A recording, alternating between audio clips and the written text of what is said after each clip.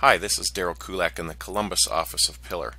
I'm one of the delivery people here, but I also consider it part of my job to take really cool vacations and then come home and tell everybody about it.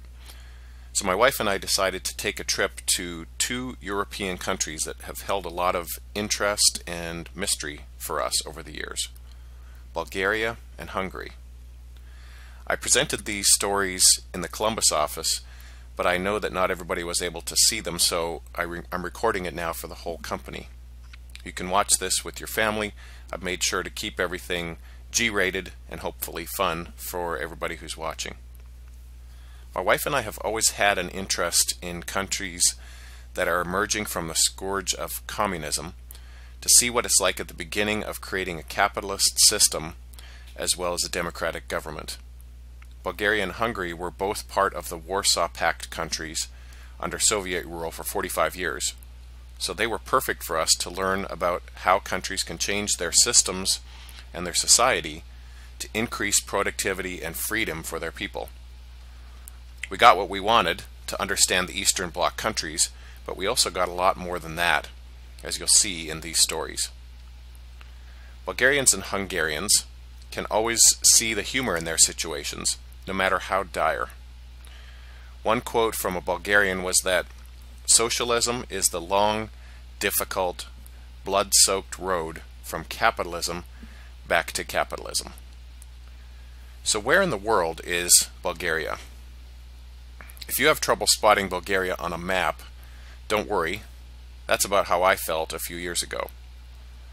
It's not in the news very much, and it's a really interesting place with really wonderful people. Rick Steves is an excellent travel author, and he specializes in European travel, but even Rick has no book for Bulgaria. I guess it's a bit too far on the edge of Europe, but I can tell you, and Rick, that it is definitely worth a visit. Another benefit of visiting Eastern European countries is that you'll enjoy low prices for everything. Meals, drinks, transportation are all well below US standards. In the case of Bulgaria, we were paying less than half of what we'd expect to pay in Columbus. So Bulgaria is about the size of Tennessee and has a population of 8 million, but it's dropping. People in Bulgaria are migrating to the west, to the Western European countries, where they see better prospects for jobs and for their families. Bulgaria's GDP, gross domestic product, is about equivalent to that of Rhode Island. Bulgaria is part of the European Union, so it's connected to all these other countries in terms of easy migration between countries. It's easy for companies to have locations in all these different European countries. The EU has been created to make the entire area of Europe more competitive with the United States. However, Bulgaria is not part of the Eurozone, so they do not use the euro currency. Instead, they have their own currency, which is called the lev. But when you think about it, most of Bulgaria's history has been quite sad. They were first subjected to the Byzantine Empire, then the Ottoman Empire, then the Nazis, then the Soviets. So it's really only been in the last 20 years that Bulgaria has had its own government and has been able to forge its own way. There's lots and lots of history in Sofia. This church is called the Boyana Church, and it's located just outside of Sofia, a little bit up a mountain. And it was built in the 10th, 11th, 13th, and 19th centuries. And you can see how the different architecture is kind of attached onto the previous. This was a functioning church for centuries and centuries. And it served as a church, but it also served as a place to hide when the Ottomans came. So again, the Bulgarians were under the Ottoman Empire for over 500 years, and the Ottoman Empire was connected to the Muslim religion, And so the Bulgarians, being Christians, Orthodox Christians, always had conflicts with their Ottoman emperors. And so there were always problems, and in this case, the Christians were hiding inside this church, and the Ottomans were shooting bullets trying to break down this door, which they were not successful. You can see that windows were not a big thing here. Probably the windows that have been added here were added after the Ottomans were gone. But there were a number of centuries that Bulgarians were really terrorized under the Ottomans. So if you ask any Bulgarian today, what's worse than 500 years under the Ottoman Empire, they say nothing. And it's kind of surprising, because the Bulgarians lived under the Nazis, they lived under the Soviets, and they still look back on their Turkish rulers as the absolute worst of all. Maybe because it was for such a long time, for 500 years. But this is actually a monument to the Russians. In the late 1890s, the Russians liberated them from the Ottomans. And the gratitude is still spelled out in Sofia in terms of these monuments, as well as the churches and the streets that are named after famous Russians. They've also kept a lot of the Soviet architecture. This giant building, I wasn't really sure whether to love it or hate it. I think I love it, but to me it looks like nothing so much as a giant projector. It's called the National Palace of Culture, and this is where concerts happen. So when Katy Perry comes to Sofia, this is where her concert is. It's got a number of large conference halls, as well as dance halls and raves and discos are all inside the National Palace of Culture now. This building was very close to our hotel. If we moved around a little bit to the left of this building, you'd be able to see our hotel behind it. This is another monument to the Russians in gratitude of them delivering the Bulgarian people from the Ottomans. And in the background you can see Vitosha Mountain, which is a signature mountain for Sofia. It's right outside of town, and it's a great symbol of the city, and it's also a great ski hill. So in the winter, people are able to ski down Vitosha, and within 10 minutes drive, you're probably back home at your apartment. Very convenient. Even the Soviet monuments are still up and available to view in most of Sofia. They haven't taken them down, they haven't sawed them off. They're all still there, but that doesn't mean that the Bulgarians don't want to have a little bit of fun with them. So in this case, the Bulgarians, a few Bulgarian artists, painters, stayed up overnight and painted this Soviet monument in terms of a lot of American icons. So you can see it looks like kind of a weird Superman in the front. There's Santa Claus, maybe Ronald McDonald in the back, I think. Captain America over to the left. Of course, this was not under Soviet rule. This was after. This was only happened a couple of years ago, before we got there. The paint was all scrubbed off within a day or two, but it shows that people like to have fun with the icons that are still around their city. What we really found, what I kind of termed it, is the history of Sofia, the ancient history of Sofia, is always under your feet. This is the lobby of a hotel called the Arena de Serdica. And this hotel is quite new. It's only put up in the last 4 or 5 years.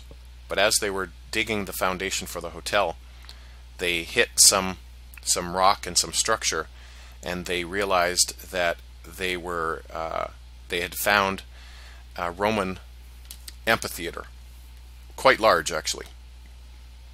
And so they they started to excavate it, and then they had to make a decision. Do we stop building the hotel? Do we focus on the archaeology? What are we going to do? And they decided to incorporate the archaeological find into their new hotel. So this is a little bit downstairs. You can see the ground level just above. This is a floor and a half downstairs, and this is turned into their bar. So the little white tables are for to set on your drinks. Hopefully you don't set your drink on the 2,000-year-old artifacts. But I thought this was a really great way to deal with the fact that there's so much history underneath the city of Sofia. And I think I applaud this hotel for doing a great job of incorporating it into their into the way that they've built their hotel. This is viewable for free, so we just walked in from the street, took the elevator downstairs, and took our pictures and left. I don't think the bar was even open by this time, but it would be a lot of fun when people are having a mixer or something at this location. We were there, I think, maybe about 2 o'clock in the afternoon, but in the evenings I'm sure it's a lot of fun. Even with creation of a subway, Sofia has a modern, beautiful metro system throughout its city. It's just been built in the last 10 or 15 years. And even with creation of new subway stations, they've started to uncover. In this case, it was a little Roman town, again, a couple thousand years old, and so they had to reroute the subway.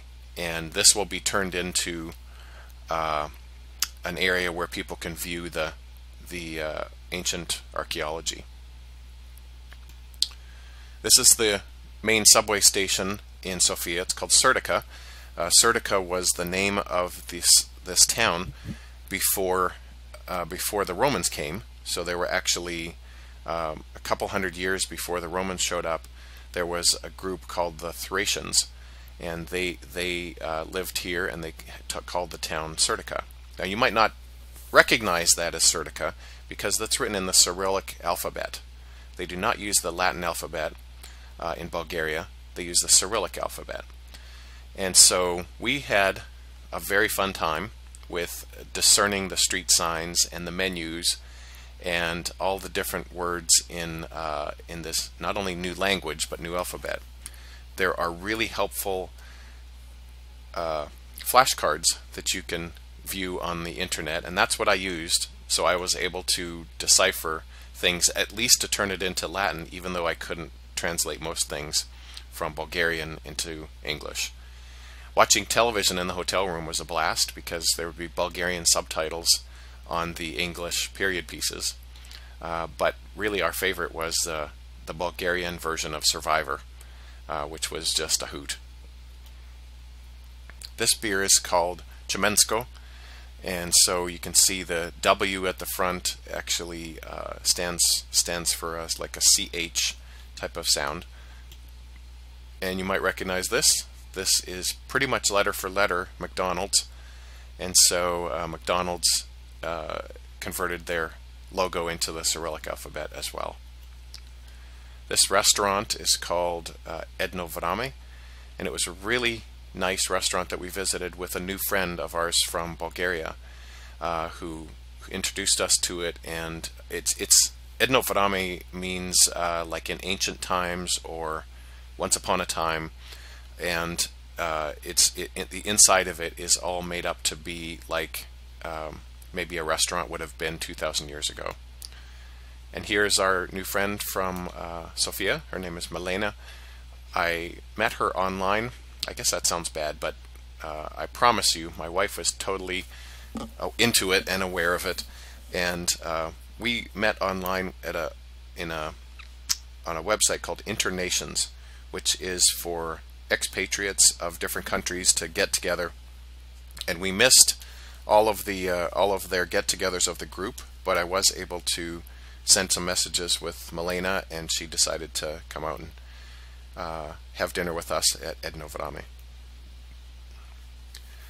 Probably most touching to me in the city of Sofia was something called the Square of Religious Tolerance. So these 4 places of worship are all within 3 or 4 blocks of each other.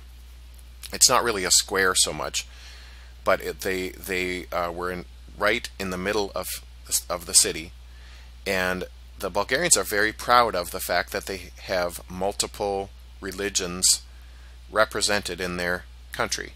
Now, the country is officially Orthodox Christian, so you see at the top left, that's the Sveta Nedelya Orthodox Cathedral, but the Roman Catholic Cathedral on the top right, St. Joseph's, is also in the square.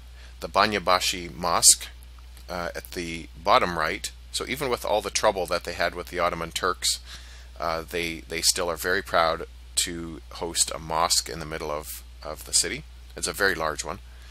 And there's also a very large Jewish synagogue in the square. So it was wonderful to see this type of approach to religious tolerance, and we enjoyed visiting all the different places of worship. This is called Vitosha Boulevard.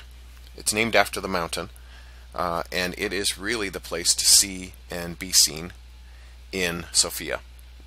So we had a wonderful time just walking up and down the street here. Remember, it's the poorest country in the European Union. So if you're not too well off, it's actually pretty fun just to walk up and down a pedestrian street, a long pedestrian street, probably more than a mile, and just do people watching. Maybe stop in for a drink or something, but drinks are expensive. So a lot of people just are walking up and down the pedestrian street, and that was us too. We could have taken the subway. The subway runs right underneath the street, but we decided whenever possible that we'd just walk down Vitosha and have a fun time with people watching. And there's something for everybody on Vitosha Boulevard. There are nice restaurants, there are bars, there are some theaters. I mean, there's lots of interesting stuff going on here.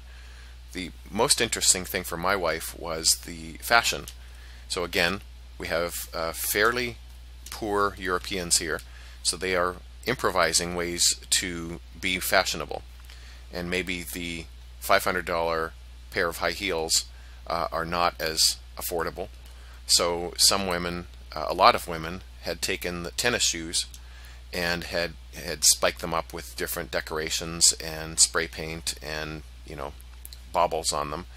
This pair is actually from a shoe store in Sofia that my wife really liked this approach to fashion. So it was something for her. There was something for me too. Of course, I really like umbrellas. Modern architecture is also something we saw throughout Sofia, which was interesting for us because that's something that really has sprouted up since the Soviets have disappeared. So this building was interesting to us right downtown. This building was a little bit outside of downtown. We sought it out. It's an apartment building called the Red Apple Apartments, and it's really interesting architecture. Sorry that this picture is a little bit off-center, but we were taking the picture out of a cab window, and the cab driver did not speak English, so we were trying our best to get him to slow down. This is another picture of it. You can see it comes to a point at the end. It's a really interesting building, and we just had a fun time looking at the different modern architecture that existed in Sofia, and some really beautiful buildings. This is the same building as the previous slide, so it comes to a point, and it's kind of a grade up as it goes, but you can see that the building is actually still squared off underneath, and it's just the glass on the outside to make it look beautiful. I really want to mention the national drink of Bulgaria, which is called rakia. It's a grape brandy. There are also other fruits that they use, some peach, plum, but it's a very nice drink. It's 40% alcohol, and it has a nice taste to it. It's not sweet. It's not an aperitif or anything, but we had a nice time getting our little shots of rakia as we had dinner in different places. It's the national drink, so any Bulgarian will say that you have to try it. There are even songs about it. There's a song that that's from the perspective of the Bulgarian wife. She's saying it's me or the rakia to her drunken husband in the bar. And I'm sorry to say, by the end of the song, he does not make the right decision in that choice. We feel like Sofia is ready for the tourists. So you can see here we have saxophones as beer taps. This was at a really nice bar that we went to called the Happy Bar and Grill right downtown. And the bars and restaurants are really wonderful in Sofia. There are obviously lots of entrepreneurs, local entrepreneurs, who have said, I want to open a bar, a restaurant, I want to attract the tourists. The tourists really haven't shown up yet. So most of the places we went to were empty or half full, and a lot of the locals don't have the money to spend on these kind of extravagances. But the tourists really haven't shown. This city is ready for the tourists. The sights are unbelievably beautiful, and it's just a really nice place. So we're hoping that lots more people visit Sofia in the near future. Speaking of the sights, these girls are drawing. They're from Sofia University, and they're sitting outside drawing the Alexander Nevsky Temple Monument, which is the primary site to see in Sofia. It's maybe the symbol of Sofia. And here you can see the Alexander Nevsky Temple Monument. It's massively huge. When you look at how big the buses are, even in comparison to the bottom of the temple, it's absolutely amazing. This is an Orthodox Christian cathedral. I'm sorry, they're not supposed to call it a cathedral. It's a temple monument because it's so large. The inside is beautiful. There are lots of murals. It's a really amazing place. Let's zoom in a little bit on it. Once you get closer in, you can start to see that they don't take 100% good care of the outside of it, and the same is kind of true for the inside. So why don't we back up a little bit? Looks better from a distance. I can still see some of the bad stuff. There you go. There's the Alexander Nevsky from a distance. Looks beautiful. Let's leave it at that. On to Hungary. Hungary is the land of the Magyar. I'll explain what Magyar is in a few slides here. Where in the world is Hungary? Hungary is pretty much in the middle of the European peninsula. It borders Austria. So remember, there was the Austro-Hungarian Empire that ruled over much of Europe for many, many years, a couple hundred years. And Hungary was one of the seats of power during the end of that era. It was because the Austrians were not able to beat the Hungarians in war, so then they decided to join them. If you can't beat them, join them. And so Hungary was part of that empire. It's about the size of Indiana in square miles, and it's about the GDP of Utah. So again, not nearly as high productivity as you have in the Western European countries, or certainly nothing close to what we have in the US. Population about 10 million, so a little bit smaller than the population of Ohio. And they also instituted the flat tax after the Berlin Wall fell, and they could make their choices on their new economic system. If you ask my wife about what she remembers from Budapest, which is the capital of Hungary, she will say 2 words: the view.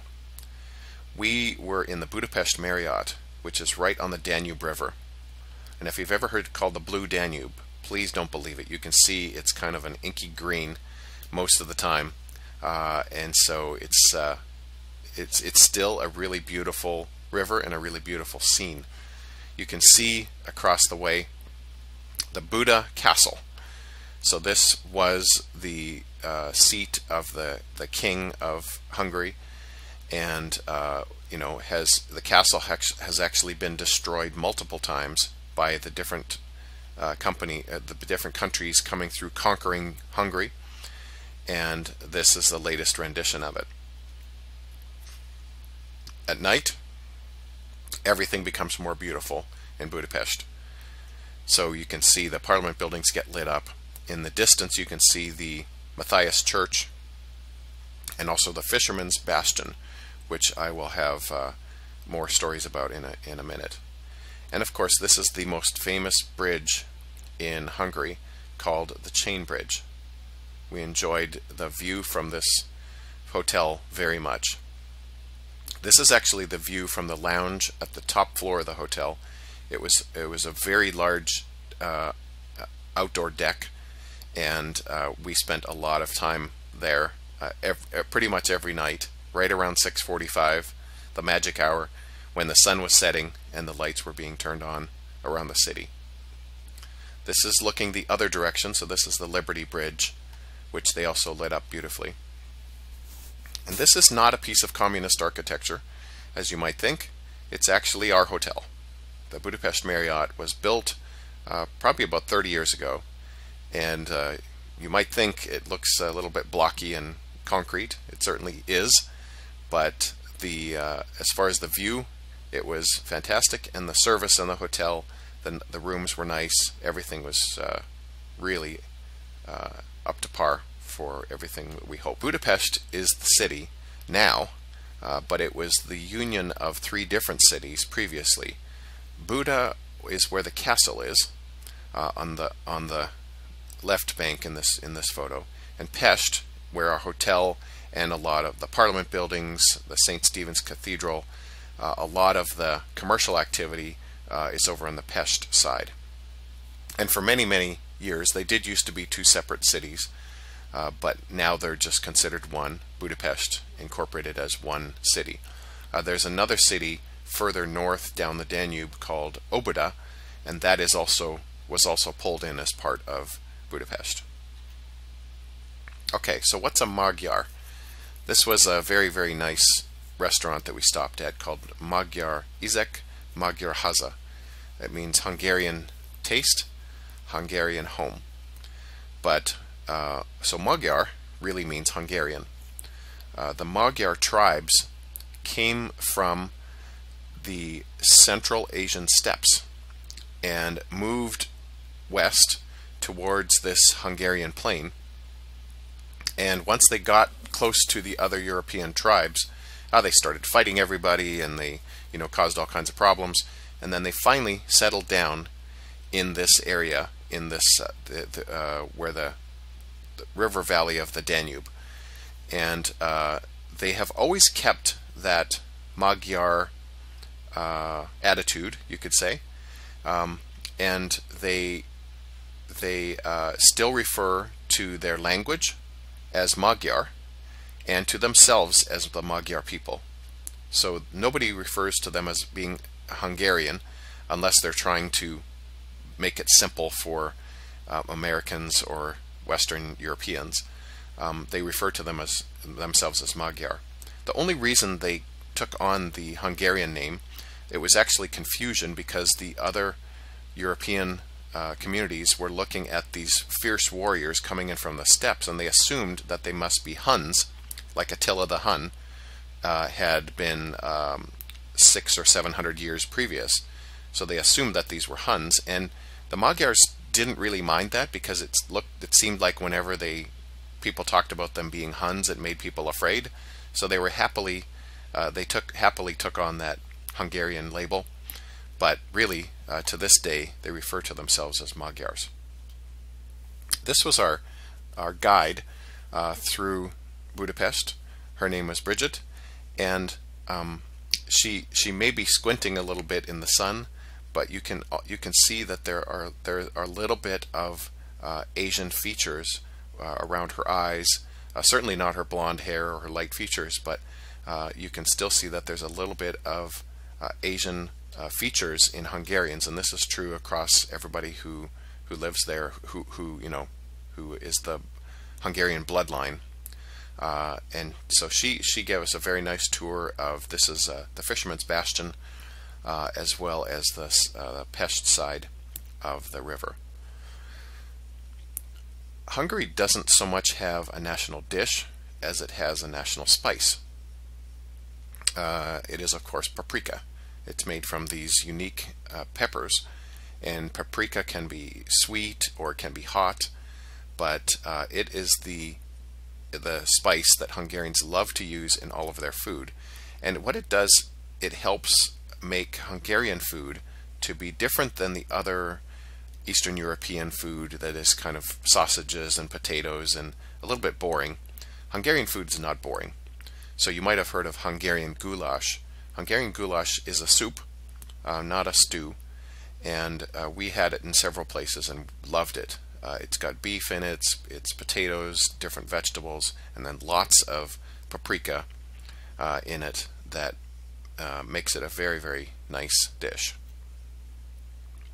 If you are ever asked to participate in a Hungarian trivia quiz, your answer should always be 1896. 1896 was the biggest party that Budapest ever held, and it was to celebrate the arrival of the Magyars to the Hungarian plain in 896. Now, like any waterfall project, the preparations for this party actually went over budget and behind schedule. So the Magyars actually arrived in the Hungarian plain in 895, and so 1895 would have been the right year to have the party, but everything was late, and so we now all pretend that the Magyars arrived in 896, and so that's why there was a big party in 1896. One of the things that the Hungarians built for the 1896 celebration was Heroes Square. So this is meant to show 1,000 years of Magyar heroism. Another thing that was built is called the Fisherman's Bastion, and we enjoyed this a lot. It was my favorite place in Budapest. This was a beautiful structure that serves absolutely no purpose except for tourism, but the structures were meant to show tent-like structures because the Magyars were nomadic, so they lived in tents. And there's one peak for each one of the Magyar tribes. So there are 7 tribes, there are 7 peaks to the Fisherman's Bastion. Fisherman's Bastion is also available in marzipan, which is a kind of a confection, a sugary treat that can be molded into lots of different things, including the Fisherman's Bastion, the Chain Bridge, and the Parliament buildings in this marzipan museum. This was another structure that was created in 1896. It is a castle. So it's a Transylvanian castle. The Hungarians will tell you that in the Treaty of Trianon in 1920, Transylvania was wrenched from Hungary, its rightful place in Hungary, and given to Romania, and that's still a sore spot for them. But this is meant to be a Transylvanian castle. It was put up basically with cardboard and silly putty for the 1896 celebrations, and then immediately torn down when the celebrations were finished. The people revolted and said, "We want the castle back." So they built it in stone and cement, and it's now here to this day for everybody to enjoy. But again, this is not a castle that ever had a king or a queen. It is just meant for tourist fun. It's in the middle of a park behind Heroes Square. So Hungary, just like Bulgaria, was under Nazi and Soviet rule. The Soviet rule, of course, lasted 45 years, and a lot of people were tortured and killed, or a lot of problems under the Soviets. So once the Soviets were gone, Hungarians were gleefully taking down Soviet monuments, and this one was a 50-foot statue of Joseph Stalin that was placed in the middle of Budapest. And the Hungarians cracked the statue at the boot level, and I think it crumbled into bits. We don't have the statue anymore, but we do have the boots. And so these boots are at the entrance of a park just outside of Budapest called Memento Park. and we had a great time touring through Memento Park. So you can see here Vladimir Lenin maybe doing some yoga, a giant statue that the Hungarians now refer to as "Sir, you forgot your towel." This is a monument made to the the Hungarians who served in the Spanish Communist Revolution. And a new friend that we met in Budapest, actually an Agile coach named Bala. He helped, he actually drove us to Memento Park, and he walked around the park with us, and we had a nice time talking with Bala. In the downtown of Budapest is this beautiful building. The Jews in the 1850s built this Doheny Street Cathedral for their own worship purposes, and we took a tour of this magnificent building. This is the inside of the synagogue. Did I say cathedral? Synagogue. And they have a very nice tour that takes you through all parts of this this place of worship. What's very distressing is during the tour they talk about what happened under Nazi rule. As you can imagine, the Nazis really weren't very helpful in keeping Jewish monuments and buildings in good repair. And in fact, for this beautiful synagogue, they turned it into a horse barn, and it was used for those purposes until the Nazis were pushed out of Hungary. Who says there's no comfortable seat in the synagogue? Actually, I'm not entirely sure what this is, but I think it's a place where some important people maybe sit or lay down while they're listening to the service. This is the altar at the front, and this is a pulpit on the side where the rabbi delivers his remarks. Most touching to me was in the courtyard behind the synagogue. This is called the Tree of Life, and it was dedicated to the lives lost during the Holocaust, the Hungarian lives lost during the Holocaust. So it's a metal tree, and then on each branch are multiple leaves, and on each leaf is in the name of someone who died during the Holocaust. I think there are around 5,000 names that are represented on this tree. Speaking of beautiful ornate buildings, this is the Hungarian State Opera House. So the gold that you see is real gold. It's gold leaf, and this just must have been an unimaginably expensive endeavor to build this opera house. Váci utca is the pedestrian street of Budapest, and so again we had a lot of fun walking up and down Váci utca, looking at the shops, buying some souvenirs, and of course people watching. Váci utca of course has its McDonald's, as is necessary, and this is actually a special McDonald's because it was the first one to ever open behind the Iron Curtain. So it's back in maybe in the 1970s that this McDonald's first opened. So people would come from hundreds of miles around, not just Hungary but other countries, to come and eat a Big Mac. And they would dress up, they would wear top hat and tails, and they would wear long dresses, and they would come and they would sit and they would eat their food and they would drink some coffee, and they would stay for a long time. And the McDonald's owners were kind of distressed by this. They finally had to post a sign that said, "Please pay, please eat, please leave."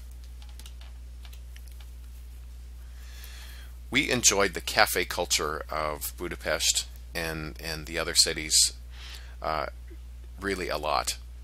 There are always people outside in good weather.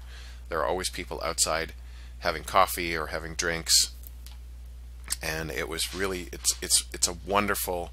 These pedestrian streets just encourage this wonderful social behavior in these nice cities. And of course, since you've got lots of foot traffic, the politicians post their political posters. There was an election coming up shortly after we left, and there must be some kind of truth in advertising for politics in Hungary, because if you're a schmuck, you have to say you're a schmuck. There are a lot of buildings that are in really, really bad disrepair throughout Budapest.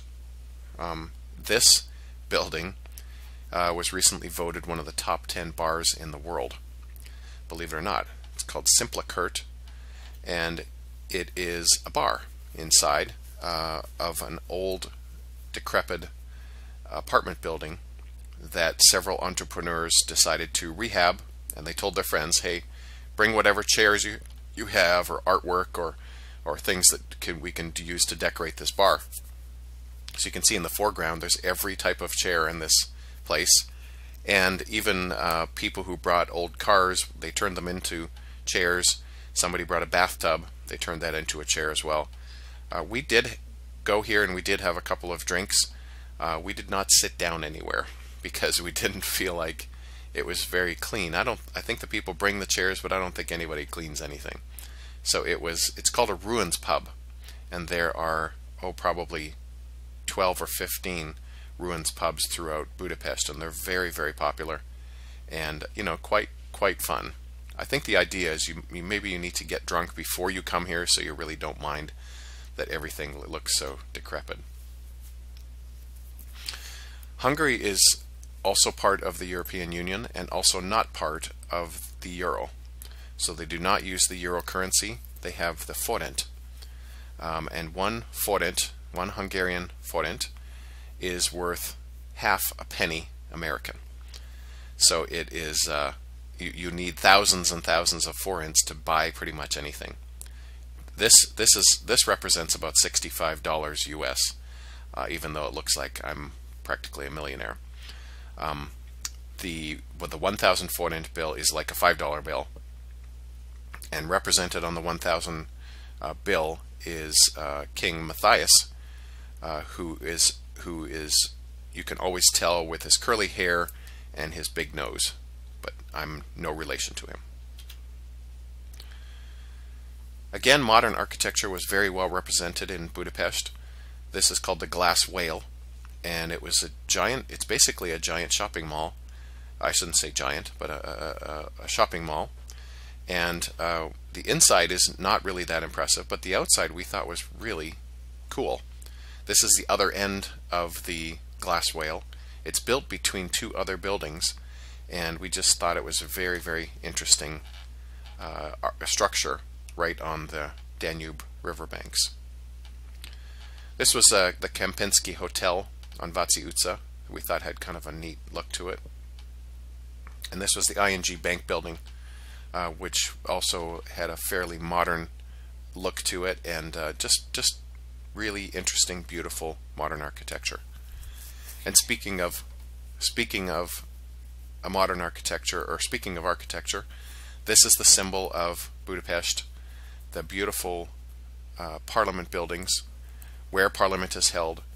This was created again in the 1896 celebration, and was and it is beautifully seen from river cruises as you go by, which is how we took this picture, as well as you can see the reflection coming off of the water if you're going past. Okay, so that's really it for Budapest, Hungary. So now your question might be, where else can we go? Well, in 2013, my wife and I visited Prague in the Czech Republic and Kraków in Poland. And I also want to mention, in 2015, we plan to go to Copenhagen and Amsterdam. And so I'll have presentations from those maybe some other time. With the 2013 countries, though, I have a few stories from those places that I'd be happy to share with you now. If you're not interested, you can turn off the video now. But if you're interested in a couple more countries, this will probably be another 10 or 15 minutes. I'll quickly go through the places we visited in 2013, which I thought were very interesting. Also, Eastern European countries. and also very beautiful. I would say quite a bit more touristy than Bulgaria, probably on the level of Budapest, and is Prague and also Krakow. So where in the world is the Czech Republic? Czech Republic borders on Germany and Poland. It used to be part of Czechoslovakia, which connected the Czech Republic and Slovakia. And it's had a proud history. It's a very small country. It's only about 10 million people, but like a lot of the countries we visited in Eastern Europe, and they are doing quite well. Their economy is doing quite a bit better than Hungary and Bulgaria. The Czech Republic has really been moving up in terms of worker productivity and the industry and the service economy. Czech Republic has been doing very well. But let's go back into their history a little bit. This is the beautiful, beautiful main square in Prague. So to the left, you can see the statue. This is of Jan Hus, who was a religious reformer. He was a rebel against the Catholic Church, probably about 100 years before Martin Luther, and he rebelled against a lot of the same things that Martin Luther recorded and preached about later. The difference was that Jan Hus came before the printing press and Martin Luther came after.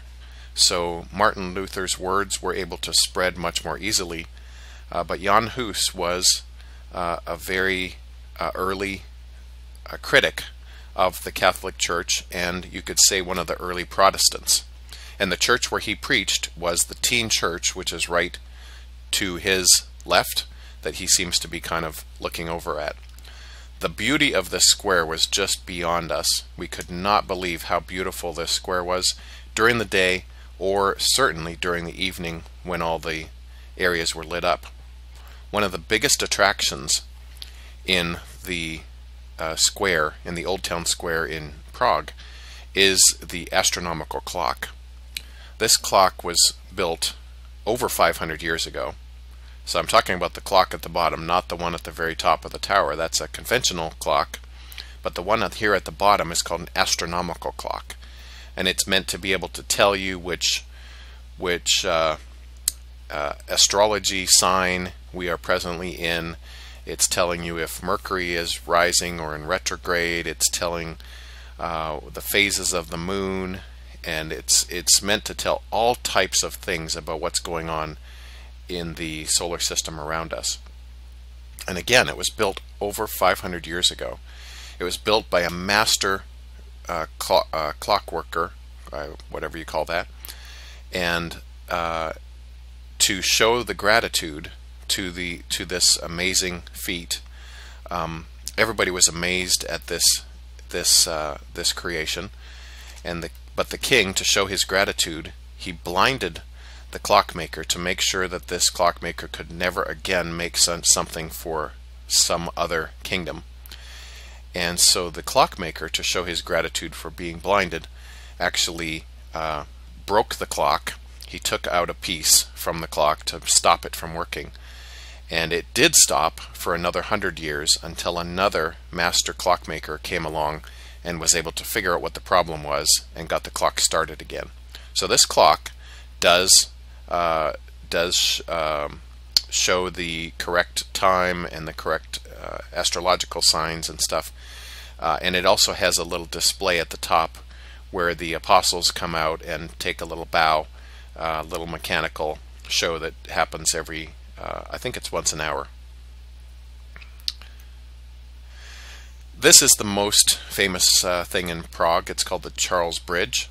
It's a bridge that takes us over the Vltava River, and you can see in the purple is our guide to Prague. She was taking us across the bridge here. There are many sculptures on this bridge. The most interesting sculpture to me, I don't actually have our picture of it, so I'm using this from Wikimedia. This is John of Nepomuk, and he was a priest back in the days of King Wenceslas, and the king suspected his wife of infidelity, and so he went to the priest to whom he knew his wife was confessing, and asked the priest to tell him what was going on. The priest refused because confessions are meant to be confidential, and so King Wenceslas had John of Nepomuk thrown off the Charles Bridge, and he drowned. So he has been, John has been the saint of the confessional ever since. But all those songs that you've been singing about good King Wenceslas, you might want to rethink that a little bit, because he did have a dark side for sure. Again, modern architecture in Prague is fantastic. This is the best example of it. It's called the Dancing House, and it was created by the American-Canadian Frank Gehry, who has multiple buildings around Eastern Europe that are all so beautiful. I should say around the world. But this is meant to look like a couple who's dancing. They call it Fred and Ginger. So you can see Ginger is swaying towards Fred, and you can see Fred has a little bit of fuzziness atop of his head, as does this tourist. We made a new friend in Prague. His name is Jan, and he owns the animation studio that created a movie called A Goat Story. And it's actually the story of how the Charles Bridge was built way back hundreds of years ago. And it's beautiful animation. It's very, very well done. And I bet you would like to see Jan with the goat head on, wouldn't you? Well, let's do that. So here is my wife with Jan with his goat head, and they've created the goat story, and there's also the sequel to the goat story, which is called A Goat Story with Cheese. Finally, if you ever visit Prague, you need to see the Charles Bridge, you need to see Old Town Square, but do not miss the Cross Club. This is a bar that's outside of the downtown area, but we knew that we needed to visit it. It has it's amazingly beautiful inside. It's lit up with all kinds of different neon lights and all kinds of different colors, and you can see that it's made of kind of like junk. A lot of car parts, a lot of kitchen utensils, and a lot of things on the wall that are moving around. It's so fascinating. We enjoyed this to no end. We actually showed up around 6:30 or so, which is just when this bar opens. It's kind of an underground bar, and so there were hardly any people there, which is fine with us. We didn't want to deal with the smoke and stuff anyways, but we were able to take our pictures and have a really, really fun time at the Cross Club. Okay, let's quickly visit Kraków in Poland. Where in the world is Kraków? Poland is a large country in Europe. It borders Germany, Czech Republic, also the Ukraine, Lithuania, and Belarus. And Kraków is not the capital. Warsaw is the capital, but Kraków used to be the capital. So Kraków is actually a more ornate and historical city than Warsaw, and that's partly because all the buildings, the main buildings in Warsaw, were destroyed during World War II, as the Nazis were coming in from the west and the Soviets were coming in from the east, and Warsaw was right on the battleground. Poland, the center of Poland is very, very flat, so it's easy for troops to come across, and Poland was absolutely devastated in World War II, especially Warsaw. Kraków, however, was saved, and a lot of its ancient architecture is still available for all of us to see. Kraków also has its main market square, which is very, very beautiful. This is the Basilica of St. Mary, and it's significant. It's sitting here on the square. It's been leveled once or twice already and been rebuilt, but it's a beautiful structure, and a beautiful church inside, as I'll show you later. Also, I want to point out that at the very top, the top windows of the highest tower is where you will hear every 15 minutes a bugler who will play a certain tune that was used to alert the city that an invasion was about to happen. And so this has been used for hundreds of years, but the bugler will play the tune and stop 3/4 ways through the tune, because what happened is, as one of the buglers was dutifully notifying the city that an invasion was imminent, an arrow from the Tatar invaders actually pierced his throat, and the song stopped. And so even now, every 15 minutes, as you're in the square, you'll hear this bugler replay this song and stop partway through to help everyone remember the invasion of the Tatars. This is also in the main market square. This is called the Sukianice. If it looks a little bit Italian, that is intentional. The Polish king fell in love with a beautiful Italian girl and married her, and then he dedicated this building to her. It was also called the Cloth Hall, so it was where the merchants would sell their cloths and their adornments and things. The bottom of the Sukianice now is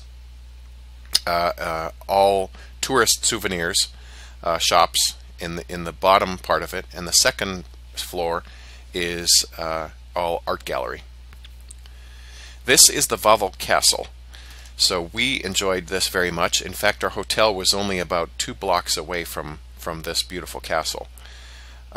It sits on Wawel Hill, and it's really worth looking at. A lot of these, the castle has really been intact for hundreds of years, back to the point when Kraków was the capital, and this is where the king lived out his life and where he ruled from. And one of the original kings in this castle was King Krakus, which of course is how the city got its name. And during his reign, this is the story.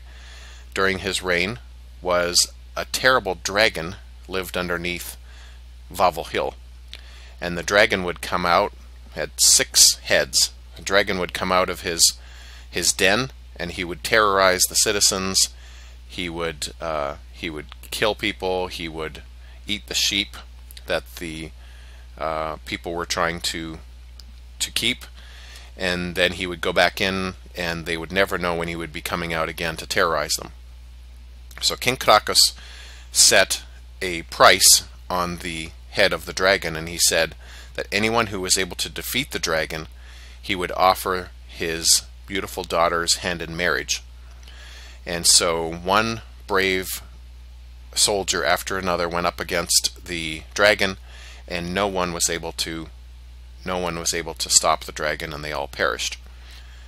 The son of a cobbler, a poor cobbler, decided that he was going to try, and so he took a dead sheep, and filled the sheep full of sulfur, and then put the sheep out in front of the den of the dragon. And once the dragon saw the sheep, he immediately consumed it, and the sulfur and the fire in the dragon's belly was giving him the ultimate heartburn. And so the dragon quickly went to the river right underneath the Wawel Hill, and drank half the river. I don't know how you drink half a river, but he drank half the river, and he swelled up so much that he exploded and died. And so, as proof of this existence of this dragon, they have taken the bones of the dragon, and they have put them up here by the door of Wawel Castle, so that we all remember the story of Wawel Dragon. And there he is. I was able to capture this picture of the dragon outside of his den.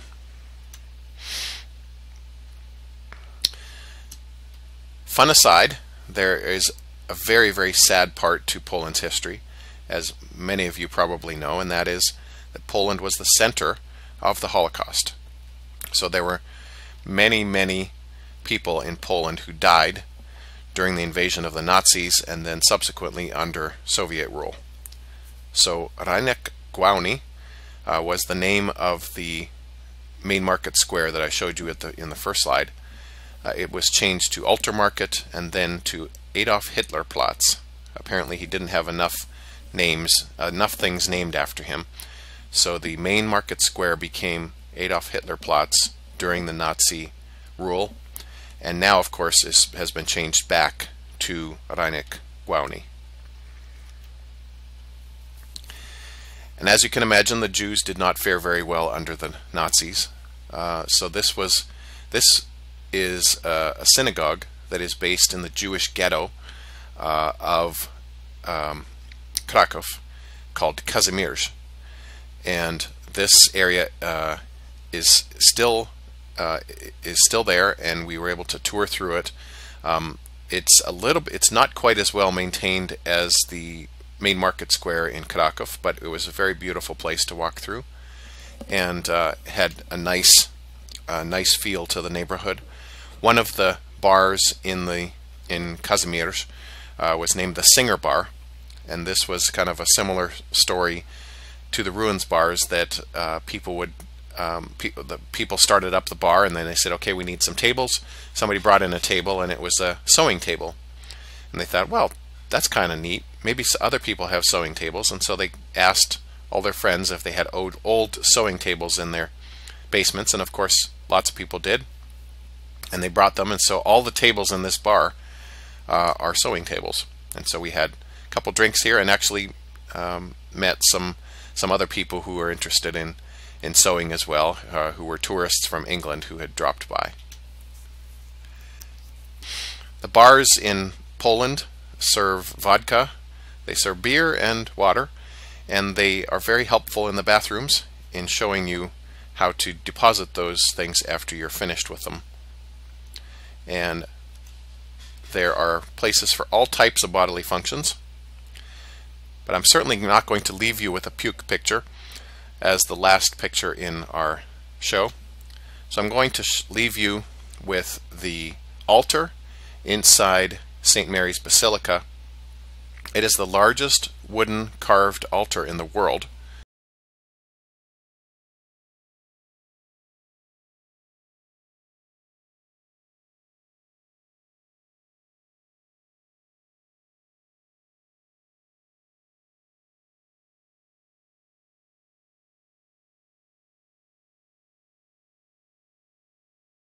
And it was made several hundred years ago, and once the Nazis invaded Poland, it was dismantled and it was put into multiple boxes around the city of Krakow. And the Nazis found the boxes and took them all and reassembled the altar in Germany. And then once the Nazis fell, the boxes were returned, or the altar was returned back and reset up in the basilica here in Poland. And we were able to see this altar and took this picture of it. It's amazingly beautiful. It tells the story of Christ right from his birth to his ascension. And the picture in the middle is actually the death of Mary, Mother of Christ. So the entire altar was just amazingly beautiful. And you can see we were actually here during a service, and they allowed us to take some quick photos as the service was winding down. So this was a very beautiful thing that we saw in Krakow, and this is actually my last slide.